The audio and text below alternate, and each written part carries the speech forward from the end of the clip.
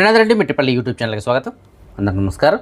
నేను శ్రీనాథ్ రెడ్డి మిట్టపల్లి. ఇవాళ తరకు వచ్చి అక్టోబర్ 2, 2024 సంవత్సరం.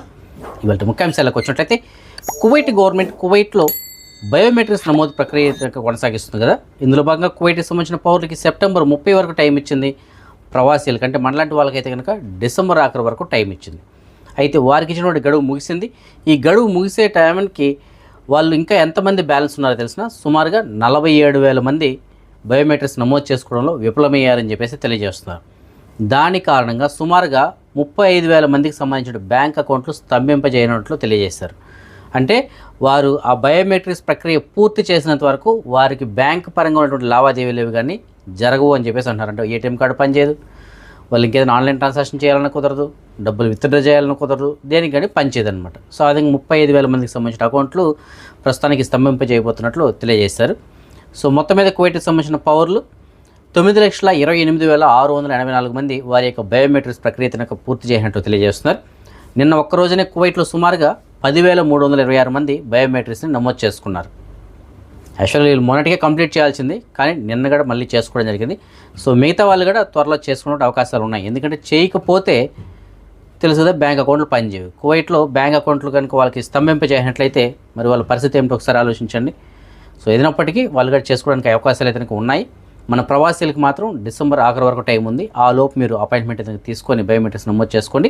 ప్రస్తుతానికి సాహెల్ అప్లికేషన్ కూడా మనకి ఇంగ్లీష్లో అందుబాటులో ఉంది కాబట్టి ప్రతి ఒక్కరూ బయోమెట్రిక్స్ కనుక నమోదు చేసుకోండి. సో అపాయింట్మెంట్ ఎలా తీసుకోవాలి ఏంటి దాని గురించి మనం ఆల్రెడీ వీడియోలు చేసి పెట్టడం జరిగింది. ఆ వీడియోకి సంబంధించిన లింక్స్ కూడా ఇదే వీడియోకి డిస్క్రిప్షన్లో అయితే ఉంటాయి. ఆ లింక్స్ ఓపెన్ చేసి ఆ వీడియోస్ చూడండి. దాని ప్రకారం మీరు అపాయింట్మెంట్స్ కూడా బుక్ చేసుకోవచ్చు. ఇంకొక విషయం అంటే రాత్రి 12 గంటలకు ట్రై చేసినట్లయితే మ్యాక్సిమం మీకు అపాయింట్మెంట్స్ దొరకడానికి అవకాశం ఉంటాయి. అది మెటా పోర్టల్ కానీ సాహెల్ అప్లికేషన్ ద్వారా కానీ ట్రై చేయండి, అపాయింట్మెంట్స్ ఏదైనా దొరుకుతాయి. సో చాలామందికి ఉన్న డౌట్ ఏంటంటే ఇప్పుడు కూడా మనం బయోమెట్రిక్స్ నమోదు చేసుకోకపోతే మాకు టైం అయిపోయింది కాబట్టి ఇంకా అక్కమ్మ కూడా తగలనంట కదా, మేము అక్కడికి వెళ్ళడానికి లేదంట కదా అని చెప్పేసి అంటున్నారు. ఫ్రెండ్స్, డిసెంబర్ ఆఖరి వరకు టైం ఉంది. ఆ లోపు మీరు మీ అకామా రెన్యువల్స్ ఉంటే రెన్యువల్ చేసుకోవచ్చు, సాఫ్ట్వేర్ వెళ్ళాలంటే వెళ్ళి రావచ్చు, దేనికి ఇబ్బంది ఏదైనా లేదు. డిసెంబర్ తర్వాత మాత్రమే అకామా అటువంటి తగలదని చెప్పేసి తెలియజేస్తున్నారు. అలాగే మనం సాఫ్ట్వేర్ వెళ్తే రావడానికి కూడా అవకాశం ఉండదు. కాబట్టి ఈలోపు డిసెంబర్ ఆఖరిలోపు బయోమెట్రిక్స్ ఏదైనా నమోదు చేసుకోండి. కువైట్లో 65 సంవత్సరాలు మరియు అంతకన్నా ఎక్కువ వయసు కలిగినటువంటి పౌరులు ఎవరైతే ఉంటారో అలాంటి వారికి కొన్ని సేవలలో వెసులుబాటు అయితే కల్పించున్నారు. ఉదాహరణ చూసుకున్నట్లయితే రవాణా సేవలు కావచ్చు, వాహన రిజిస్ట్రేషన్ కావచ్చు, అలాగే ఇతర ప్రజా సేవలు ఏవైతే ఉంటాయో ఇలాంటి వాటిలో రుసుము నుంచి వీళ్ళకి మినహాయింపు అయితే ఉంటుంది. అంటే ఫీజులు ఏవైతే ఉంటాయో వాటి నుంచి మినహాయింపు ఉంటుంది. సో ఇదే తరహాలో ప్రస్తుతానికి కువైట్కి సంబంధించిన గవర్నమెంట్ ఏం చేస్తుందంటే ఈ నంబర్ ప్లేట్స్ అంటే ఎవరైతే 65 సంవత్సరాల కన్నా ఎక్కువ వయసు పైబడిన వాళ్ళు ఉంటారో అలాంటి వారికి సంబంధించిన వాహనాలకు సంబంధించినటువంటి రిజిస్ట్రేషన్ నెంబర్లు ఏవైతే ఉంటాయో అవి సపరేట్గా వచ్చేలాగా, ఇప్పుడున్నటువంటి నెంబర్ ప్లేట్లు కాకుండా అవి కొద్దిగా డిఫరెంట్గా వచ్చేలాగా, అలాగే ఈ పార్కింగ్ పర్మిట్స్ ఏవైతే ఉంటాయో వాటికి కూడా సపరేట్ రిజిస్ట్రేషన్ అనేది ఉండేలాగా ఈ కొత్త విధానాన్ని తీసుకురాబోతున్న తెలియజేస్తున్నారు. దాన్ని సాహిల్ అప్లికేషన్ ద్వారా ప్రవేశపెట్టినట్టు తెలియజేస్తున్నారు.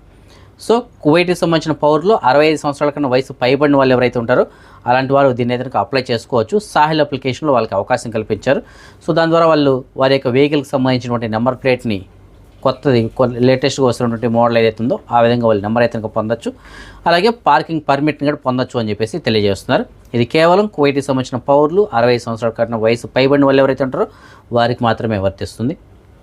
కువైట్కి సంబంధించినటువంటి సెట్రా అనగా communication and information technology regulatory authority వాళ్ళు ఎవరైతే ఉన్నారో వాళ్ళు తెలియజేస్తున్న సమాచారం మేరకు కువైట్లోకి ఎవరైనా సరే వైర్లెస్ కమ్యూనికేషన్ డివైజెస్ కానీ రేడియోలు కానీ దిగుమతి చేసుకోవాలి అనేసి అంటే తప్పనిసరిగా ఈ సెట్రాకి సంబంధించినటువంటి అనుమతి ముందస్తుగా తీసుకోవాల్సి ఉంటుందని చెప్పేసి తెలియజేస్తున్నారు. అంటే ఈ వాకీ టాకీలు ఉంటాయి కదా, సో అలాంటి వాటిని కానీ అలాగే రేడియోలు కానీ ఇలాంటివి ఉంటాయి కదా, వాటిని దిగుమతి చేసుకోవాలంటే ముందస్తుగా వేరే దగ్గర నుంచి పర్మిషన్ తీసుకోవాలని చెప్పేసి అంటున్నారు.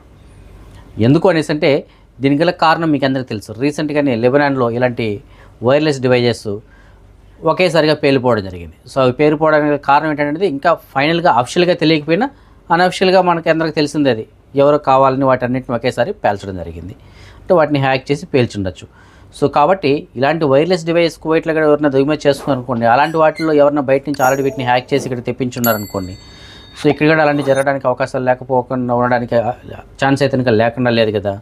కాబట్టి అలాంటివి తీసుకురావాలంటే ముందస్తుగా అనుమతి ఉండాలి. సో ఎందుకంటే వీళ్ళు వాటిని పరిశీలిస్తారు, వీళ్ళు వాటిని పూర్తిగా పరీక్షించి అవి వీరి యొక్క కండిషన్స్ ఏవైతే అంటే వీరి యొక్క నియమ నిబంధనలు ఏవైతే ఉంటాయో వాటికి అనుగుణంగా ఉన్నాయా లేదా, అవి ఇక్కడ వాడడానికి సేఫా కాదా, అవన్నీ వాళ్ళు పరిగణలోకి తీసుకొని దాని తర్వాత వాళ్ళకి అనుమతి కనుక ఇవ్వడం జరుగుతుంది.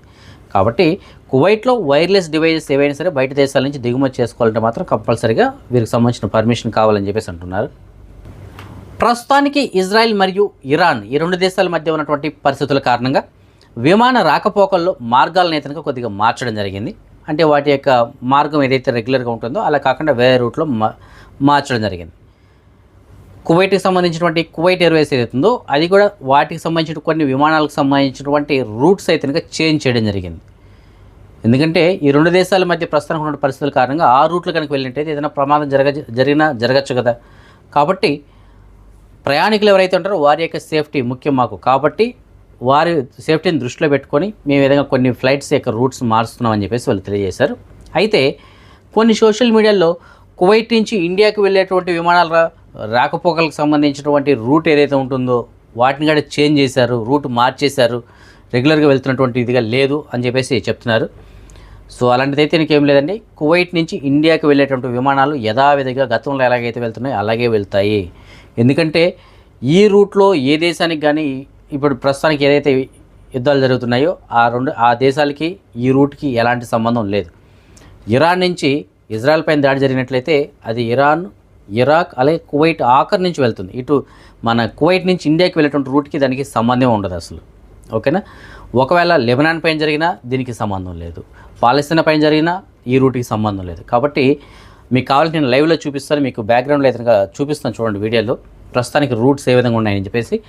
ఇండియా నుంచి కువైట్కి, కువైట్ నుంచి ఇండియాకి ఆ రూట్లో ఎలాంటి మార్పు లేదండి. విమానాలు యథావిధిగా మామూలుగానే వెళ్తున్నాయి. కేవలం కువైట్ నుంచి మిగతా దేశాలకు వెళ్ళేటువంటి రూటు ఈ ఇరాక్ మీదుగా కానీ లేదంటే ఈ ఇరాన్ మీదుగా వెళ్ళేటువంటి రూట్లు ఏవైతే ఉంటాయో వాటిని మాత్రం మార్చడం జరిగింది. మీరు మ్యాప్లో గమనించవచ్చు. ఇరాన్ మరియు ఇరాక్ ఆ ప్లేస్లు మొత్తం ఖాళీ అయిపోయింది. రౌండ్గా మీరు కానీ చూసుకున్నట్లయితే ఖాళీ ఉంది. మిగతా విమానాలన్నీ కూడా చుట్టూ తిరుక్కొని వెళ్తాయి. ఇటువైపు నుంచి కానీ అటువైపు నుంచి కానీ తిరుక్కొని వెళ్ళడం జరుగుతుంది. ఎందుకంటే ఈ రెండు దేశాల మధ్య మనం నిన్నగా చూస్తాం కొన్ని మిజైల్స్ అయితే దాడులు చేయడం జరిగింది, రాకెట్లు. సో ఆ రూట్లో విమానం వెళ్తుంది అనుకోండి, పొరపాటున దగ్గర తగిలితే విమానం మొత్తం అంతే మర్చిపోవాల్సింది. కాబట్టి ఆ రూట్లు అయితే కనుక మార్చారు అంతే తప్ప మన ఇండియా కువైట్ రూట్కి అయితే కనుక ప్రస్తుతానికి ఎలాంటి మార్పు చేయలేదు. యథావిధిగా విమానాలు అయితే కనుక తిరుగుతున్నాయి. ఫ్రెండ్స్, సాల్మియా ప్రాంతంలో మన తెలుగువారు ఒక బట్టల షాపు ఓపెన్ చేయడం జరిగింది. ఎస్వి జీవిత శారీస్ అని చెప్పేసి. ఇది సాల్మియా గత 6లో ఉన్నటువంటి నెస్టో బిల్డింగ్కి బ్యాక్ సైడ్ షాప్ నెంబర్ 24లో ఉంటుంది. ఇక్కడ ఆడవారు అలాగే మగవారికి సంబంధించినటువంటి మెటీరియల్స్ అయితే కనుక అందుబాటులో ఉంటాయి. సో ఈ ఎస్వి జీవిత శారీస్ ఎవరైతే నడుపుతున్నారో ఆవిడ కువైట్లో కింది స్థాయి నుంచి ఈ స్థాయికి అయితే కనుక చేరుకోవడం జరిగింది. సో ప్రస్తుతానికి ఆవిడ ఎంతో కష్టపడి షాప్ అయితే ఓపెన్ చేసింది కాబట్టి అందరూ సపోర్ట్ చేయమని చెప్పేసి అయితే కోరుతున్నారు. అలాగే మంచి మంచి మోడల్స్ కూడా ఉన్నాయి. ఇక్కడ ఏదో షాప్ పెట్టారు సపోర్ట్ చేయడం చెప్పేసి మిమ్మల్ని ఊరికే సపోర్ట్ చేయమట్లేదు. మంచి మెటీరియల్స్ అయితే తీసుకొచ్చి అక్కడ పెట్టడం జరిగింది. కాబట్టి ఆడవాళ్ళకి సంబంధించినటువంటి శారీస్ కావచ్చు, మెటీరియల్స్ కావచ్చు, అలాగే మగవారికి సంబంధించిన మెటీరియల్స్ కూడా ఉన్నాయని చెప్పేసి అంటున్నారు. సో మీకు నేను డిస్ప్లేలో వాళ్ళకి సంబంధించిన నెంబర్ అయితే ఇస్తాను. మీకు ఏదైనా డౌట్స్ ఉంటే నెంబర్ కాల్ చేసి కావాలంటే మీరు డెలివరీ ధర తెప్పించుకోవచ్చు, లేదంటే మీరు డైరెక్ట్గా అక్కడికైనా సరే విజిట్ చేసి మీకు కావాల్సినటువంటి మెటీరియల్స్ అయితే కొనుక్కోవచ్చు. ఫ్రెండ్స్, కువైట్ అభివృద్ధిలో ఎప్పుడు కానీ ముందుగా ఉంటుంది. ఆ విషయం అందరికీ తెలుసు కదా. టెక్నాలజీలో ఏదైనా సరే వచ్చిందంటే దాన్ని ముందుగా కువైట్ అయితే అందిపుంచుకోవడం జరుగుతూ ఉంటుంది. అయితే కువైట్ డెవలప్మెంట్లో పెద్ద మార్పు జరిగింది ఎప్పుడు అనేసి అంటే మీకు ఎవరికైనా ఐడియా ఉందా? 1982. 1982లో 1982కి ముందు 1982కి తర్వాత అన్న విధంగా తయారైంది. ఎందుకంటే 1982లో కువైట్ ఏం చేసిందంటే రవాణా మరియు రోడ్లు వీటిపైన అలాగే ఇన్ఫ్రాస్ట్రక్చర్ పైన భారీగా పెట్టుబడులు ఎదురుగా పెట్టింది. అప్పటి నుంచే కువైట్లో టెక్నాలజీ అనేది మారిపోతూ వచ్చింది. అప్పట్లో ఈ రోడ్లు కానీ అలాగే ఈ వెహికల్స్ కానీ చాలా చేంజ్ అయ్యాయి. కొత్త మోడల్ కార్లు కూడా అప్పుడే కువైట్లో ఎక్కువగా దిగడం జరిగింది. సో అంతకుముందు ఒకలాగుంటే 82 తర్వాత భారీగా మార్పు అయితే వచ్చింది కువైట్లో. ఇప్పుడు కూడా మనం కువైట్లో కానీ చూసుకున్నట్లయితే ఏదైనా ఒక కారు కొత్తగా మోడల్ రిలీజ్ అయితే వెంటనే కువైట్లో అయితే అది మనకి దర్శనం ఇస్తుంది.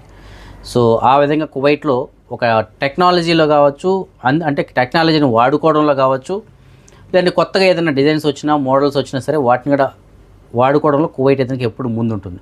సో ఆ విధంగా 1982లో వీళ్ళు ఈ విధంగా పునాది వేసినప్పుడు మొదటగా వీళ్ళు కొన్ని ట్యాక్సీలు, కార్లు, అలాగే బస్సులు అయితే కొనుగోలు చేయడం జరిగింది. వాటికి సంబంధించిన ఒక వీడియో, పాత వీడియో ఉంది, దానికంటే మీరు కావాలంటే గమనించవచ్చు. అప్పట్లో ట్యాక్సీలు కువైట్లో ఏ విధంగా ఉన్నాయి అన్నటువంటిది కూడా మీరు ఆ వీడియోలో అయితే కనుక గమనించవచ్చు. మన సబ్స్క్రైబర్ ఒకరు మనకి సబాహాల్ సలం ఈ ప్రాంతం నుంచి మెసేజ్ పెట్టారు.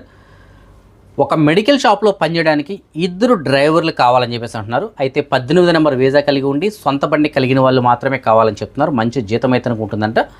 దీనికి మీకు ఎవరికైనా సరే ఇంట్రెస్ట్ ఉన్నట్లయితే మీకు నేను డిస్ప్లే వాళ్ళకి సంబంధించిన నెంబర్ ఇచ్చాను. నెంబర్ కాల్ చేసి పూర్తిగా కనుక్కొని మీకు నచ్చితే వెళ్ళొచ్చు.